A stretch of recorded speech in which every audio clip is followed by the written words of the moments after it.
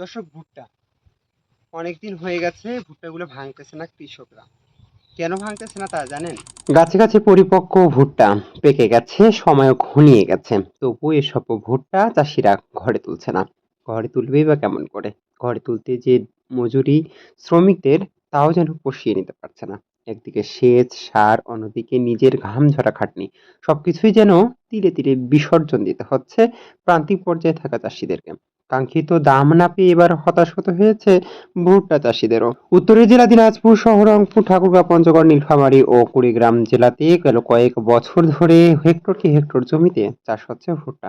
আর এসব ভুট্টা দেশের পাশাপাশি বিশ্বেও যেমন এর চাহিদা রয়েছে, তেমনি দেশেও এর চাহিদা বাড়ায় ক্রমশ লাভের দিকে যাচ্ছিল ভুট্টা চাষিরা।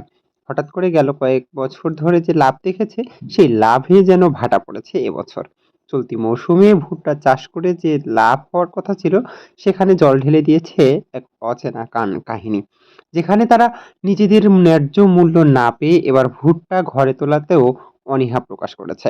সম্প্রতি দিনাজপুর জেলার চিরিরবন্দর উপজেলায় থাকা আমবাড়ি, বিন্নাকুড়ি ও খানসামার বিভিন্ন স্থানে দেখা গিয়েছে গাছে পরিপক্ক এসব ভুট্টা থাকলেও ভুট্টাগুলো ঘরে তুলছে না চাষিরা।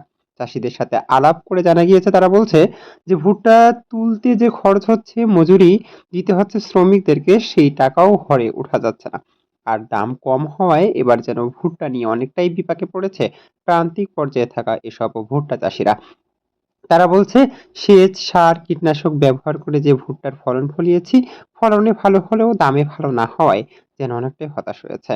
সরকারের পক্ষ থেকে বিভিন্ন ধরনের কৃষি পণ্যের দাম নির্ধারণ করে দেওয়া হলেও প্রান্তিক পর্যায়ে থাকা এসব ভুট্টা থেকে শুরু করে ধান ও সবজি চাষের যেন ন্যায্য মূল্য প্রতি বছরই কৃষকরা পায় না। ফলে কৃষকদের এই ঘামঝরা ফসল যেন অনেকটাই বিনামূল্যের মতো দেওয়া হয়ে যায়। গেলেও বিগত সরকারগুলোর সময়ও ছিল এই কাণ্ড, তবে নতুন সরকারের সময়ও এর উত্তরণ চায় সাধারণ চাষিরা।